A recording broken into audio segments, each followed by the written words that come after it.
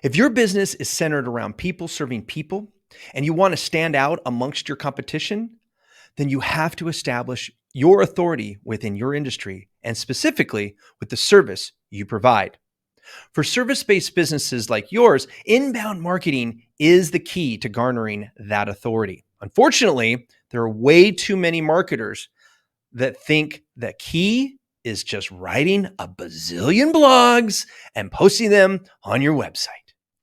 I'm here to tell you that there is more to getting quality traffic to your site than just writing blogs. And that is what I'm going to discuss in this episode. So let's do this. Welcome to You Are Buzzworthy.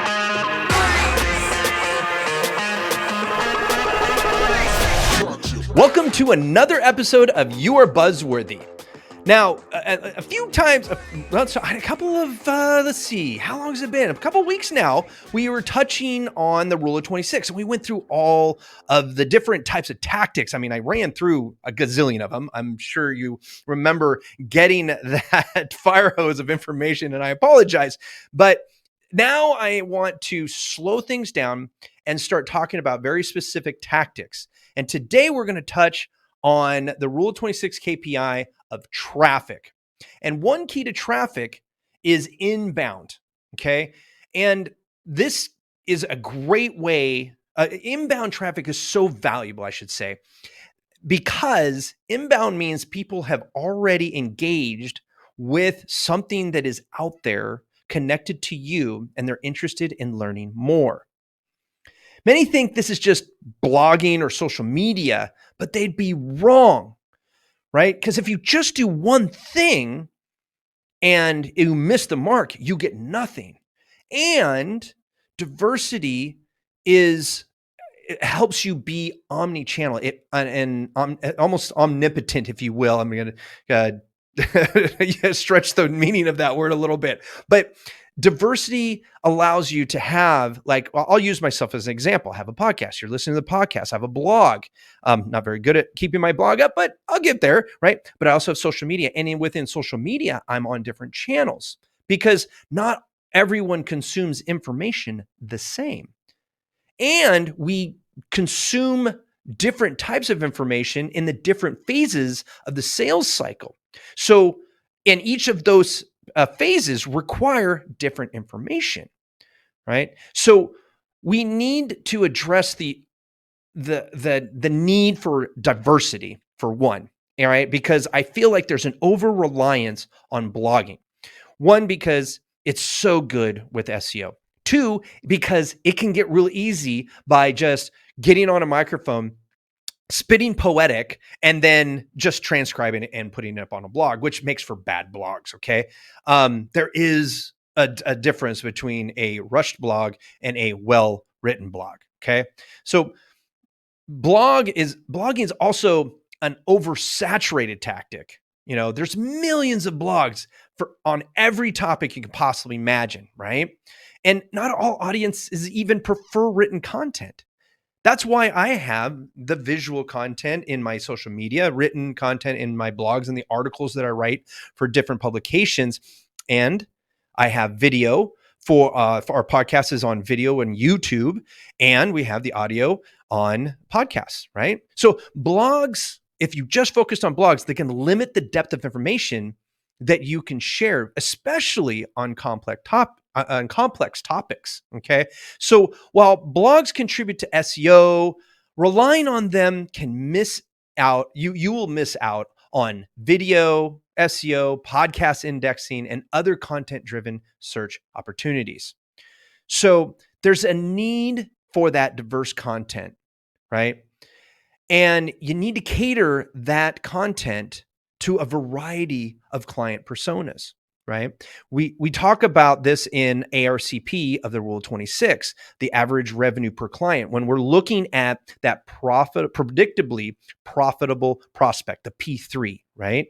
Okay, so your P3s have different personalities with that. So the personas is a generalization. Personalities are the individual needs, right? So some are going to love white papers and case studies. Others, they want to do video. right? And we'll talk about video a little bit more later. Others, like I said, podcasts. You're a podcast listener. Otherwise, you wouldn't be listening right now. Okay. Other people like to dive into books where we can get really deep, right? And I have a book myself, The Rule of 26. You guys, most of you guys know that. If you haven't got the book, go to ruleof26.com and get yourself a free copy right now. Now I digress. Okay. So there are two real world examples that I'd like that I've just shown you, right? We got the podcast, right? But then I've got another one that I want to share with you. That's Alex Boyd and Revenue Zen.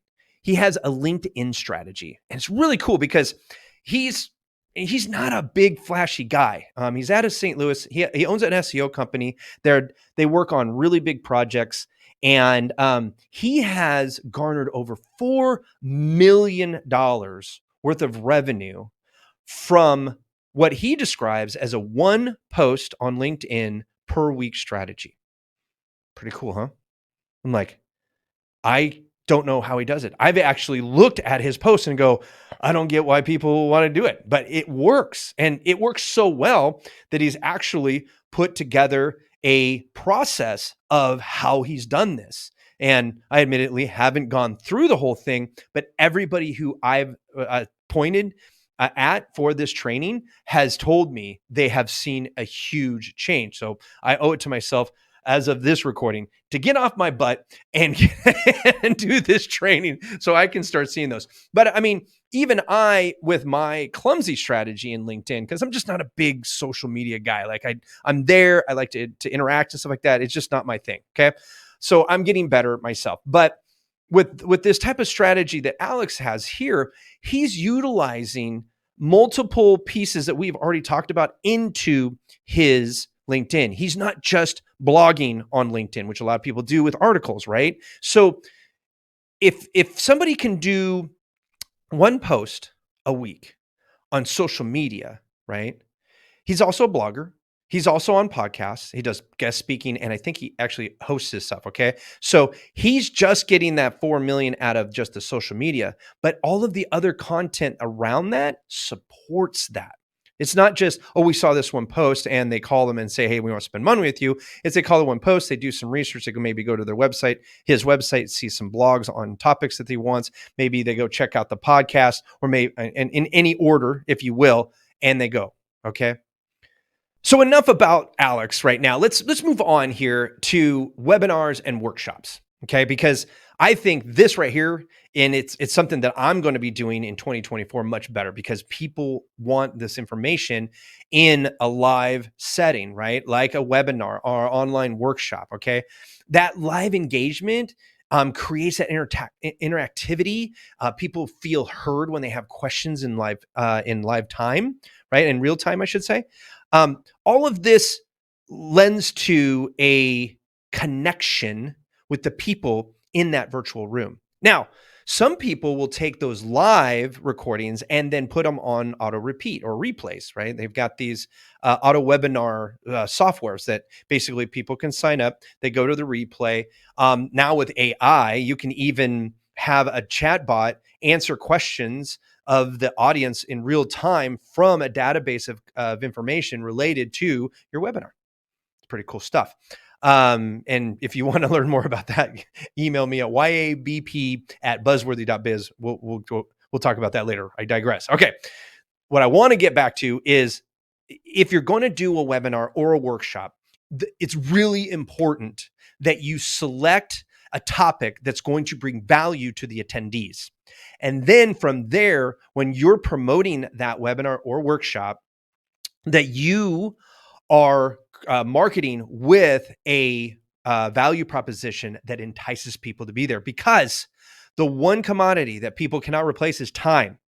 And if you waste their time, you will lose that audience. Okay. I'm going to be using webinars actually in 2024. I'm going to start a Rule of 26 webinar series starting in January. If you want to get on the waiting list for that, go to ruleof26.com/webinar to sign up, and then you'll get on the list of for the email list, I should say, to get more information as those start coming out. Okay, so the next thing I want to talk about is video content. Oh man, video is huge. Even for just me, I don't know why I have waited so long to get on YouTube. It's I hit myself in the head. I kick myself in the butt, however you want to say it. But YouTube, Vimeo, even they have video podcasting now. I mean, there's video is everywhere, right? You have video in your social media. Video is ranked higher on all social media than any other type of content, right? So make sure that however you're utilizing or however you're disseminating your information, make sure video is part of your mix. Now, we just talked about webinars. Those can be on video, right? Those you should be on video. Zoom it. Use things like we use a program called StreamYard. There's hundreds of them. It doesn't matter which one you use, just use one and get good at using it, right? That none of them are hard to use. Okay. The key is just starting to create the content. Okay. Now you might start creating video content right now and not even broadcast it. You might not upload it quite yet because maybe you have a series of videos that you want to create. That's fine. But don't wait till it's perfect. Just start getting it out there. Okay. You can check out our YouTube channel it's at Buzzworthy Marketing. That's our handle on YouTube. And you can see we've created a few lines or a few is it channels? I can't ever remember. Like I said, I'm new to the YouTube, right? But if we have different playlists, that's what they're called, for different things. So we have the Buzzworthy Marketing podcast. We have the You Are Buzzworthy podcast. We have the Your Extraordinary Growth podcast. And then we've got reels that do highlights of our podcasts.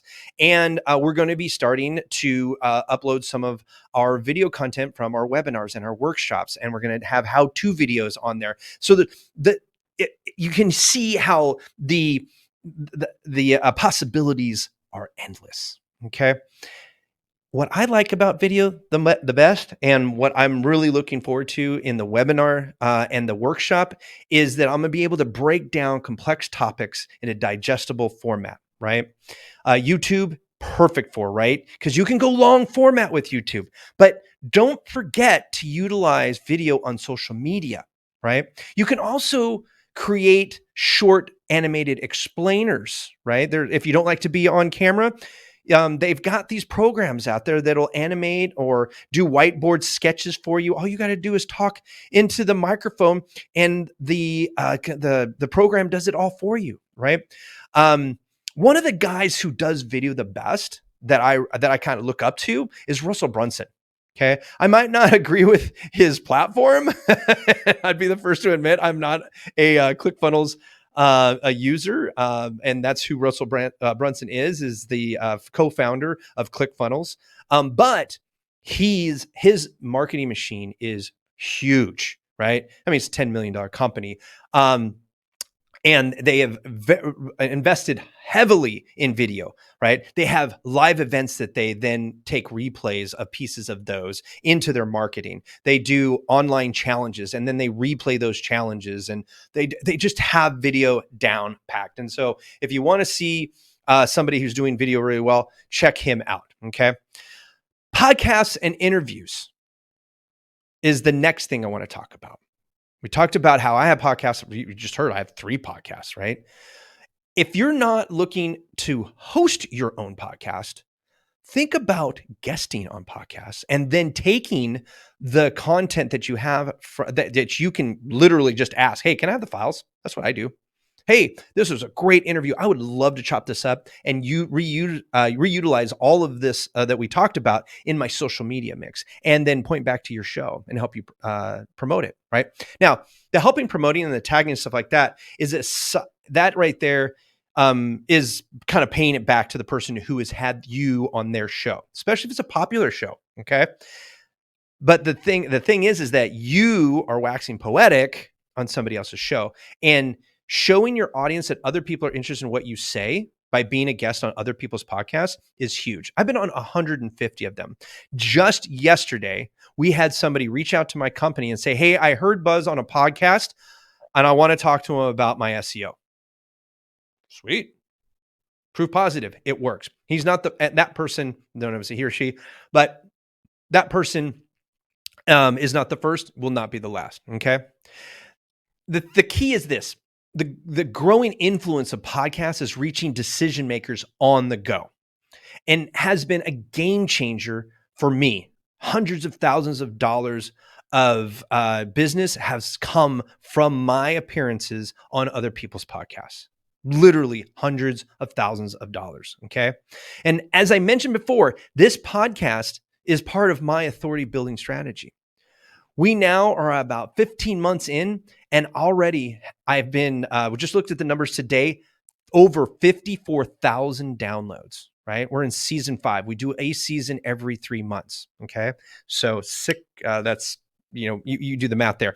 So that's a lot of years, right? The great thing about this podcast is that it's something I enjoy doing.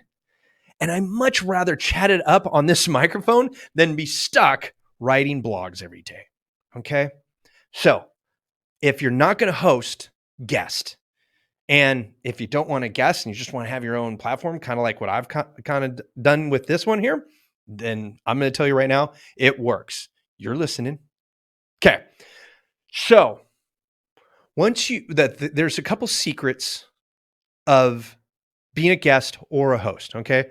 Once you have the audience's attention, you want to make sure that you have, and this is anything, okay? It's not just for podcasts. This is for your videos. This is for your blogs. This is for your social media posts, the whole 9 yards, okay? You want to have some interactive tools, maybe even calculators that can provide value and generate or build your list, okay? So what I mean by this, okay, I have the Rule of 26. I have a book now, okay? At the beginning, we sold the book. Because there's this game that you have to play to become a bestseller. You have to sell books. Okay, great. So I sold a bunch of books. That's great. Every one of you that bought my book, I really appreciate your contributions to that movement because it has helped me open doors. Because as a best-selling author, I get taken more seriously when I ask to be on stage, or when my agent asks for me to be on stages, or maybe my friends are talking about me to other people saying, hey, you should have Buzz on on your stage, right?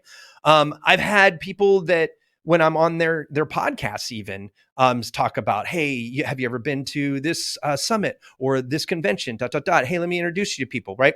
Being a best-selling author is one of these little magical keys that just makes people pay attention to more, right? You still have to provide the value, right? And you still have to generate the interest, but at least you have some validation, right? It's part of how I've built my authority, right? Enough people have said, yes, I'll spend money to find out what Buzz has to say to make it a bestseller. Perfect. Okay, so I digress. But just think about that. You don't have to write a whole book.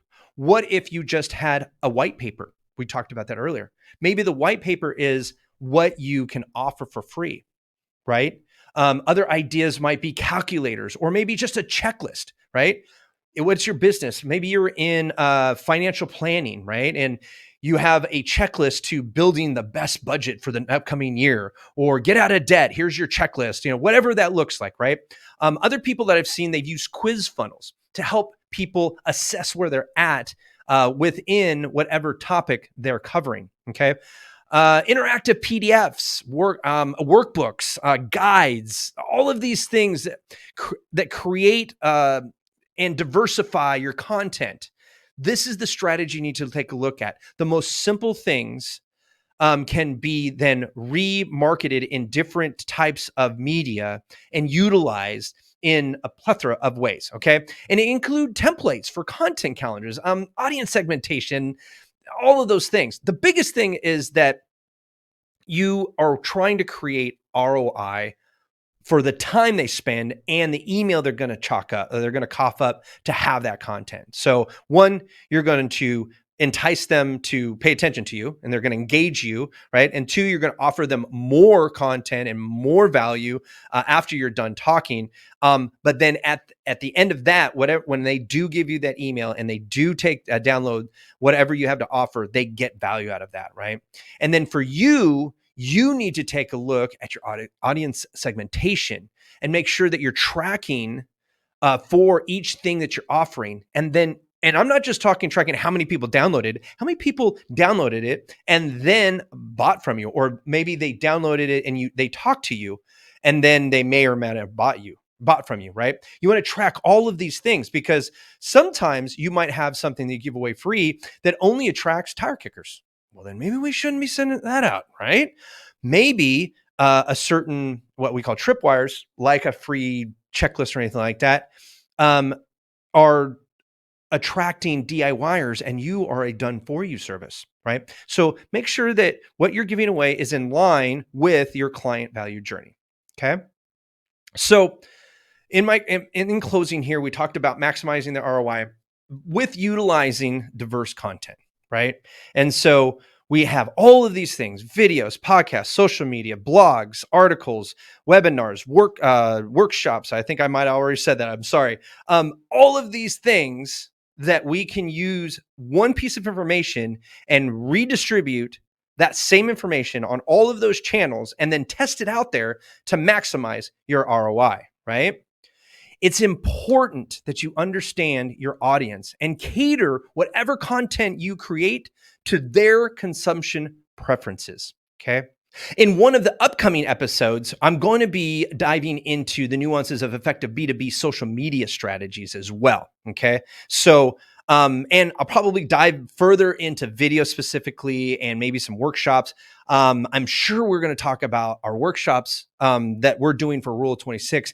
Maybe I'll give you some behind the scenes looks as we get close to that. And you can learn as I'm learning, because I'll be honest with you, webinars are not something that I've used a lot of, but I have seen them done really well, and I've seen them done really bad. And so I've taken that market research over the last now 15 years that I've been watching people do it, and me not having something, I finally have something to share, right? The Rule of 26, I want to get this out to as many people, and I want to give you guys an opportunity to share what you're learning here with other people through those webinars and workshops, and then maybe even engage you guys more into helping you execute the Rule of 26. Because that's my strategy, is to bring you guys so much value that you become successful in your own right, with or without me. Right? It's the whole point of the Rule of 26. It's why I wrote it, so that anybody can have what they need to be successful in their marketing by utilizing a very simple and straightforward way of approaching their marketing strategy. I hope today was a very informative day. I know I rambled on a little bit, but I'm going to tell you, I came into this episode a little free flowing. Okay. And so maybe you guys could email me and let me know, or go actually tell you what, go to either LinkedIn or my Instagram page or Facebook. All of those links are in the show notes and on my website. And just DM me and tell me, do you like it when I have like a really straightforward ABC format, or do you like it when I'm just kind of waxing, kind of free flowing, right? Either way, if you liked what you heard, please subscribe if you haven't already. Give us a review.